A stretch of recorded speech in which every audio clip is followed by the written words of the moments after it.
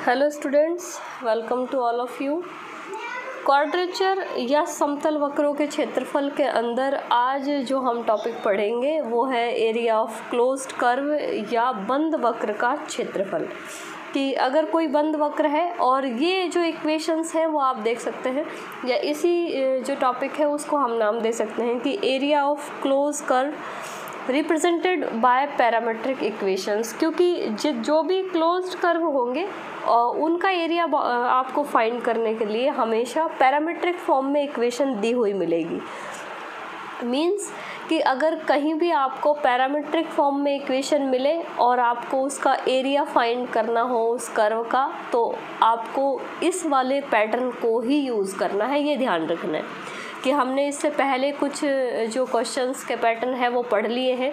कि जैसे पहले हमने पैरामेट्रिक फॉर्म, ये लास्ट है हमारा, इससे पहले कार्टेशियन फॉर्म, पोलर फॉर्म और डबल इंटीग्रेशन का यूज़ दोनों में ही पढ़ा था। और ये जो है पैरामेट्रिक फॉर्म का एक अलग मेथड है। तो जब भी इक्वेशन आपको पैरामेट्रिक फॉर्म में मिलेगी तो आपको हमेशा यही मेथड अप्लाई करना है। तो इसके लिए जो एरिया निकालने का जो फॉर्मूला है वो फॉर्मूला एक तो याद रखेंगे कि फॉर्मूला होता है 1/2 integration of x dy by dt minus y dx by dt। जिस भी पैरामीटर के रेस्पेक्ट में फंक्शन होगा उसी पैरामीटर के सापेक्ष या उसी पैरामीटर के लिए हमको डिफरेंशिएशन करना होगा, और बाद में फॉर्मूले के अंदर मान रखने के बाद में जो इंटीग्रेशन है वो भी उसी पैरामीटर के सापेक्ष करना होगा। और अब क्योंकि t पैरामीटर है, t के रेस्पेक्ट में इंटीग्रेशन हो रहा है तो लिमिट भी t की अप्लाई होंगी। ठीक है। अब पैरामीट्रिक इक्वेशंस आपको इस तरह मिल सकती है कि x है वो t का फंक्शन है, y भी t का फंक्शन है। अब ये t हो सकता है, कोई अदर वेरिएबल हो सकता है, थीटा हो सकता है, तो वो आप ध्यान रखेंगे इक्वेशन की पैटर्न को देख के। ठीक है। तो ये फॉर्मूला है जिसको याद रखना है।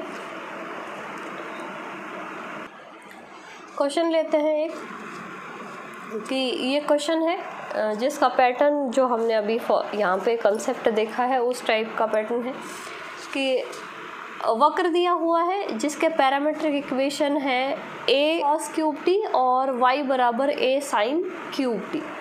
इस तरह से ये एक कर्व है जिसका हमको क्षेत्रफल ज्ञात करना है। अभी अगर आपको ध्यान होगा तो एक एस्ट्रॉयड आपको पढ़ाया है, कई बार आ चुका है एस्ट्रॉयड। तो ये एक स्टैंडर्ड कर्व का ही पैरामेट्रिक फॉर्म है। तो अगर आपको ध्यान होगा तो एस्ट्रॉयड था, एस्ट्रॉयड के कार्टेशियन फॉर्म में इक्वेशन थी x की पावर 2/3 प्लस y की पावर 2/3 इक्वल टू a की पावर 2/3। इस तरह से एक इक्वेशन थी। तो ये उसी का पैरामेट्रिक फॉर्म आप देख सकते हैं कि अगर यहाँ पे हम मान रखेंगे x और y के, तो ये इक्वेशन जो है वो सेटिस्फाई होती है। मीन्स ये एस्ट्रॉयड के पैरामेट्रिक इक्वेशंस हैं। तो और एस्ट्रॉयड का ग्राफ, क्योंकि अब पैरामेट्रिक इक्वेशन से आपके ध्यान आए नहीं आए, यहाँ से अगर आप ध्यान से इसको समझेंगे, क्योंकि वहाँ पे कई बार हमने यूज़ भी किया है पैरामेट्रिक इक्वेशन का, तो इसका ग्राफ जो होता है वो जानते हैं कि एस्ट्रॉयड का ग्राफ इस तरह से बनता है। तो ये अभी तो स्टैंडर्ड कर्व है इसलिए हम ये बात कर रहे हैं। अगर स्टैंडर्ड कर्व नहीं भी होगा तो किस तरह से हमको लिमिट्स निकालनी है या जो क्वेश्चन है उसको किस तरह से करना है, क्योंकि और तो डायरेक्ट फार्मूले में मान तो हम रख सकते हैं, लेकिन वहाँ पे जो बाद में बात आती है वो आती है लिमिट की। तो अभी ये तो स्टैंडर्ड कर्व है, और जो स्टैंडर्ड कर्व के इक्वेशंस अगर आपको मिलते हैं कि जैसे कोई दीर्घवृत्त है, एस्ट्रॉयड है, कॉर्डियोइड है, जिनके ग्राफ हम पहले से पढ़ चुके हैं, अगर उनके पैरामेट्रिक इक्वेशंस मिलते हैं तो लिमिट का क्या तरीका है वो देख लीजिए। कि अब यहाँ पे हमको वो ना थीटा दिया हुआ है ना एक्स वाई के लिए कोई कंडीशन दी हुई है, और पैरामेट्रिक फॉर्म में इक्वेशन है, तो हम ग्राफ भी नहीं बना सकते। तो अब हमको क्या ध्यान रखना है कि जैसे ये इक्वेशन है, ये एस्ट्रॉयड की इक्वेशन है, और एस्ट्रॉयड का ग्राफ चारों क्वाड्रेंट में होता है। तो आपको ग्राफ का वो पैटर्न याद रखना है कि ग्राफ कौन कौन से क्वाड्रेंट में बनता है। कि जैसे कई ग्राफ हैं कि जैसे किसी कर्व में लिखा हुआ है कि ये पैरामीट्रिक इक्वेशन है और आधार रेखा के ऊपर वाला क्षेत्रफल बताइए, तो आधार रेखा के ऊपर मीन्स यहाँ सिर्फ इतना ऊपर ही ग्राफ बनेगा। इसका मतलब जो ग्राफ बन रहा है वो 0 से और पाई के बीच में ही बन रहा है। और जो अगर कंप्लीट क्षेत्रफल की बात हो रही है तो अगर वो ग्राफ बनेगा तो 4 क्वाड्रेंट में बनेगा, और अगर कोई ग्राफ ऐसा है जो 4 क्वाड्रेंट में नहीं बनता है, सिर्फ फर्स्ट सेकंड में या फर्स्ट थर्ड में, जैसे कई लूप वाले ग्राफ होते हैं जो लूप इस तरह से ही बनता है, इसका मतलब वो -π/2 से π/2 में ही बन रहा है। तो वो चीज़ें जो है वो आपको ध्यान रखनी है कि ग्राफ कौन कौन से क्वाड्रेंट में बन रहा है। तो जिस क्वाड्रेंट में ग्राफ का जो ग्राफ बन रहा है मीन्स जो इक्वेशन है उसके मान जहाँ पे एग्जिस्ट करेंगे जिस क्वाड्रेंट में, वो हम लिमिट अप्लाई करेंगे। अब करेंगे कैसे वो देखो। तो ये तो हो गई हमारी पैरामीट्रिक इक्वेशन। तो सबसे पहले हमको क्वेश्चंस में जो दिया हुआ है उसको लिखना है कि यहाँ पे x और y के मान दिए हुए हैं। x बराबर है a cos क्यूब t और y बराबर है a sin क्यूब t। अभी हम जैसे इनिशियल लाइन की बात की कि कहाँ से 0 से स्टार्ट होके और जो कंप्लीट क्वाड्रेंट है वो कहाँ से कहाँ तक चलता है, 0 से लेके एक सर्किल पूरा कंप्लीट हो जाता है 2 पाई पे। तो अब हम बात करेंगे कि t बराबर 0 पे मान, तो t बराबर 0 पे x का मान और y का मान दोनों देखेंगे कि x का मान तो क्या आएगा और y का मान क्या आएगा। वैसे ही हम देखेंगे कि t बराबर 2 पाई पे मान किस तरह से आएंगे कि x का और y का, मीन्स एग्जिस्ट करेंगे कि नहीं करेंगे। तो t का मान x में रखेंगे यहाँ पे, तो ये cos 0 1 होता है तो x का मान आएगा a। y में रखेंगे तो sin 0, ये sin 0 का मान 0 होता है इसलिए y हो जाएगा 0। सेम ऐसे ही जब हम t बराबर 2 पाई रखेंगे x में तो cos 2 पाई वापस से 1 होता है तो ये भी आ जाएगा a, और sin 2 पाई वापस से, क्योंकि सर्कल कंप्लीट होने के बाद में sin 2 पाई का मान वापस 0 होता है इसलिए y आ जाएगा 0। मीन्स मान कैसे हैं, एग्जिस्ट कर रहे हैं। तो मान एग्जिस्ट कर रहे हैं इसका मतलब जो ग्राफ है, और वैसे भी ये स्टैंडर्ड कर्व है तो हम जानते हैं कि 4 क्वाड्रेंट में ग्राफ बनता है, मींस लिमिट जो है वो 0 से 2 पाई कंप्लीट चलेगी। तो बस अब करना क्या है कि जो फॉर्मूले में dy/dt और dx/dt इन दोनों के मान निकालने हैं। तो वो मान निकालेंगे पहले हम कि वक्रों का t के सापेक्ष अवकलन करने पर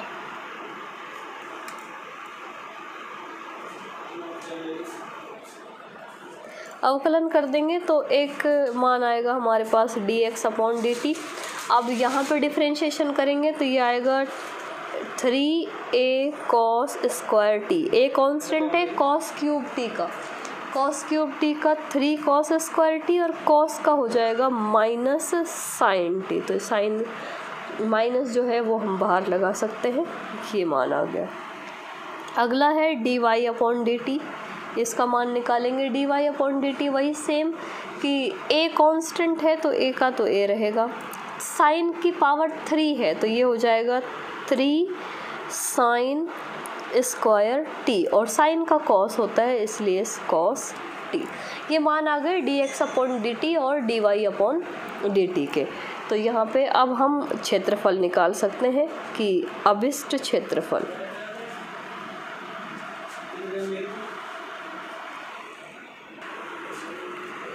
तो फॉर्मूला है हमारे पास 1/2 t1 की लिमिट्स अब डायरेक्ट अप्लाई कर सकते हैं हम। 0 से 2 पाई x dy/dt minus y dx/dt और इंटीग्रेशन dt।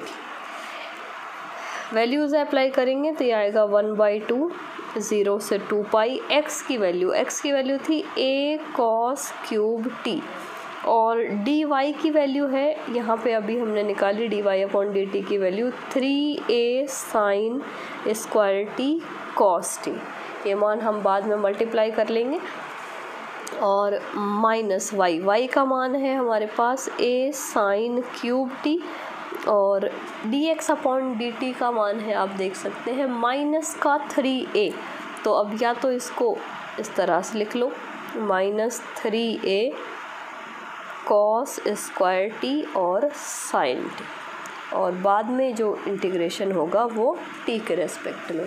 अब इसको सॉल्व करके लिखते हैं। देखो यहाँ से यहाँ कांस्टेंट बनेगा 3a², यहाँ भी कांस्टेंट बनेगा 3a², जिसको हम ओवरऑल कॉमन लेके बाहर निकाल सकते हैं। तो ये 3a²/2 आ गया, 0 से 2π। साइन और कॉस कितने कितने बनेंगे ये देखते हैं। यहाँ पे मान देखेंगे तो साइन स्क्वायर, साइन की 2 घात है तो साइन स्क्वायर t, और कॉस की घात बन जाएगी 4, तो इसको हम लिख सकते हैं कॉस की पावर 4t। और ऐसे ही ये माइनस माइनस प्लस हो जाएगा, 3a² हम पहले से बाहर निकाल चुके हैं, और यहाँ पे कॉस की पावर 2 रहेगी और साइन की रहेगी 4, तो ये साइन की पावर 4t और कॉस स्क्वायर t, और integration with respect to dt। 3a²/2, यहाँ से आप देख सकते हैं कि हम sine square t cos square t common ले सकते हैं, तो sine square t cos square t common ले सकते हैं, और यहाँ पे बचेगा हमारे पास cos square t plus sine square t, और उसकी वैल्यू होती है 1। तो यहाँ से हम इसको रिप्लेस करके लिख सकते हैं, ये आ जाएगा 3a²/2 और इंटीग्रेशन ऑफ 0 से 2π, और ये बनेगा हमारे पास sine square t cos square t into dt। अब एक इंटीग्रेशन के अंदर एक प्रॉपर्टी होती है कि अगर किसी फंक्शन में हम 2π माइनस थीटा रखें और वो फंक्शन वापस से f ऑफ थीटा आ जाता है। ये इंटीग्रेशन के अंदर की प्रॉपर्टी है कि अगर कोई ट्रिग्नोमेट्रिक फंक्शन है उसमें हम 2π माइनस थीटा रखने पर अगर वो फंक्शन वापस से वही फंक्शन आ जाता है तो हम उस फंक्शन की लिमिट को चेंज कर सकते हैं। मीन्स जो लिमिट 0 से यहाँ पे 2a है उस लिमिट को हम आधा करके इंटीग्रेशन को डबल कर सकते हैं। ये कुछ इंटीग्रेशन की प्रॉपर्टीज़ हैं जो पहले भी कई क्वेश्चंस में यूज़ की हैं कि जब भी इस तरह से लिख सकते हैं कि जो लिमिट है लिमिट में से हम माइनस करें। ये लिमिट 2π चल रही है तो 2π में से जो अपर लिमिट है मीन्स जो लिमिट है अपर उसमें से वापस से जो वेरिएबल है उसको माइनस करते हैं और वापस से वही ट्रिग्नोमेट्रिक फंक्शन आ जाता है। अब यहाँ पे आप देखेंगे ये साइन स्क्वायर ये स्क्वायर है क्योंकि जब हम साइन के अंदर साइन 2π माइनस t रखेंगे तो चाहे वो प्लस आए या माइनस आए स्क्वायर उसको पॉजिटिव कर देगा। ऐसे ही cos 2π माइनस t रखेंगे तो चाहे वो प्लस आए माइनस आए स्क्वायर की वजह से वो भी पॉजिटिव हो जाएगा। इसका मतलब हम 2π माइनस थीटा रखेंगे मीन्स 2π माइनस t रखेंगे तो वापस f ऑफ t ही बन रहा है हमारे पास फंक्शन। इट मीन्स हम इस लिमिट को आधा करके इंटीग्रेशन को डबल कर सकते हैं क्योंकि हमारे पास जो फॉर्मूला हमने पढ़ रखा है गामा फंक्शन के अंदर वो फॉर्मूला 0 से π/2 लिमिट पे काम करता है और ये लिमिट है 0 से 2π तो वो इस लिमिट पे काम नहीं करेगा। तो उसके लिए हमको क्या करना पड़ेगा क्योंकि ये प्रॉपर्टी अप्लाई हो रही है तो अब हम इसको लिख सकते हैं 3a²/2 इंटू 2 इंटीग्रेशन डबल हो जाएगा और लिमिट हो जाएगी आधी और वापस से ये sign square t cos square t और इंटू dt। अब वापस से देखो एक फंक्शन एक जो अब हम इसमें अप्लाई करके देख सकते हैं तो पाई माइनस टी रखेंगे तो चाहे प्लस आए या माइनस आए ये स्क्वायर इसको वापस पॉजिटिव कर देगा। इट मीन्स हम दोबारा से इसको आधा कर सकते हैं तो यहाँ पे तो ये तो कैंसिल हो गया 2 और अब वापस से इसको आधा करेंगे means F of pi minus theta बराबर है एफ ऑफ थीटा के। तो अब अगर इसको डबल करेंगे तो ये बनेगा हमारे पास 3a² इंटू 2 और अब लिमिट हो जाएगी 0 से π/2 sine square t cos square t into dt। अब हम इस पर गामा फंक्शन अप्लाई कर सकते हैं क्योंकि हमको गामा का फॉर्मूला आता है। गामा का formula gamma m+1/2 n gamma n+1/2 upon 2 into gamma m+n+2/2 रट जाना चाहिए। एग्ज़ाम नज़दीक आ गए हैं आपके अब। तो ये हो गया 6a² और 2 + 1/2 यानी कि गामा 3/2 और ये भी बनेगा गामा 3/2 अपॉन 2 × 2 + 2 + 2 यानी 6 गामा 3 बनेगा यहाँ पे। ये 6a²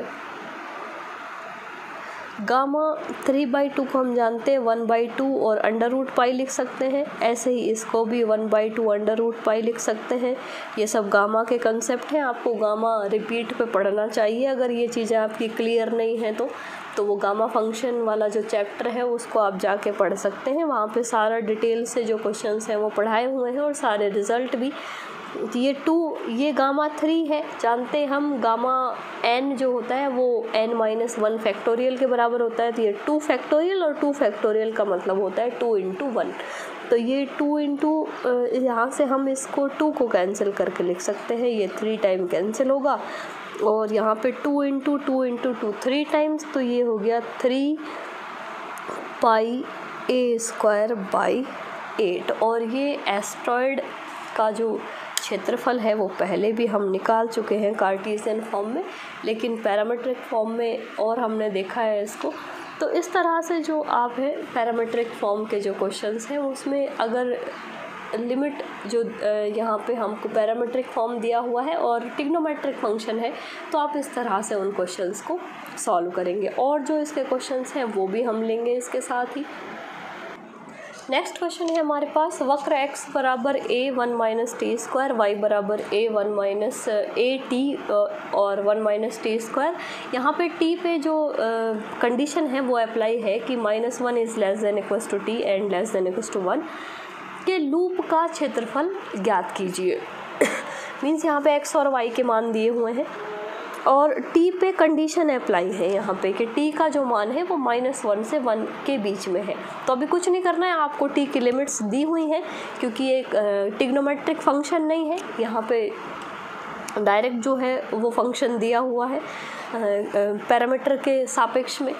तो अभी जो t के ऊपर जो कंडीशन अप्लाई है, जब कभी भी फंक्शन इस तरह का होगा कि ट्रिग्नोमेट्रिक नहीं है, ट्रिग्नोमेट्रिक में तो आप ग्राफ देखेंगे कि कितने क्वाड्रेंट में एग्जिस्ट कर रहा है। और अगर इस तरह से क्वेश्चन जो भी दिया होगा उसमें आपको हमेशा वेरिएबल पे जो पैरामीटर है उस पर कुछ ना कुछ बाउंडेशन लगी हुई मिलेगी। तो जो वो बाउंडेशन होगी जहाँ पे वो पैरामीटर बाउंड होगा वही आपकी लिमिट होगी।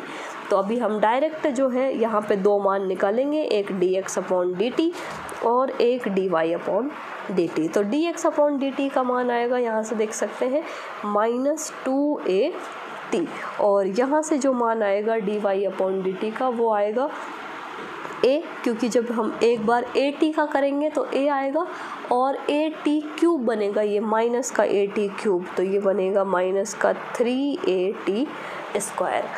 ये dy/dt का मान आ गया।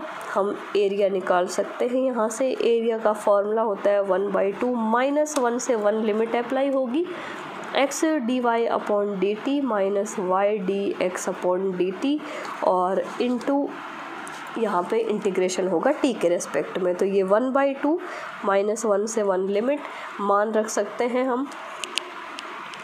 जिस तरह से आएंगे कि यहाँ पे dy/dt का मान है a - 3at² और dx/dt का मान है -2at। जब इन सब को हम मल्टीप्लाई करके और सॉल्व करेंगे कि यहाँ पे हम ये 2 ब्रैकेट मल्टीप्लाई कर लेंगे, यहाँ पे भी ये ब्रैकेट मल्टीप्लाई करके और माइनस को सॉल्व करेंगे, तो लास्ट में जो वैल्यू बचेगी हमारे पास वो बचेगी 1 - 2t² + t⁴। अब इसका इंटीग्रेशन करना है तो इंटीग्रेशन कर सकते हैं 1/2। 1 ये कांस्टेंट है, कांस्टेंट का इंटीग्रेशन वही वेरिएबल होगा जिसके सापेक्ष में इंटीग्रेशन करना है।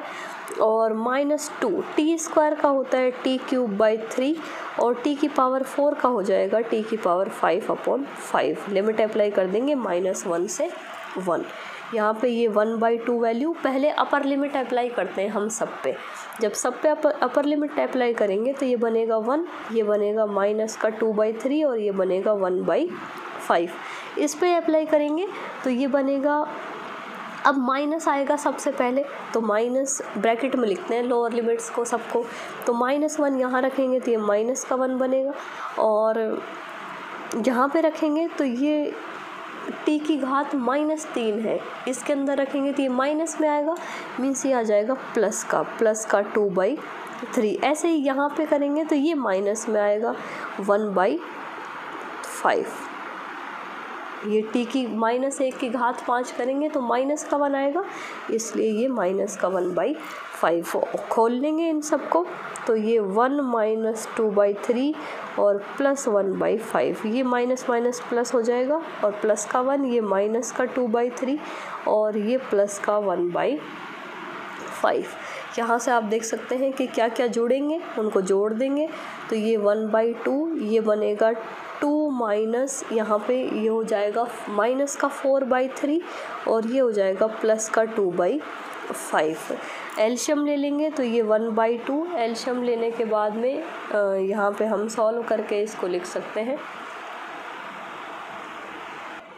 ये 1 नहीं है, a² कॉमन लिया था तो यहाँ पे a² आ जाएगा और एलशियम आएगा 15 तो ये हो जाएगा 30 - 20 और ये प्लस का 6। ये ओवरऑल जो वैल्यू आएगी ये आएगी a²/2 इंटू 16/15 और सॉल्व करके इसको लिखेंगे तो ये आ जाएगा 8a²/15। ये इसका आंसर है।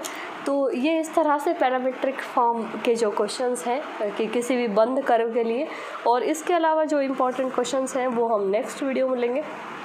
तो वीडियो कैसी लगी कमेंट ज़रूर करें, लाइक शेयर करें और मिलते हैं नेक्स्ट वीडियो में।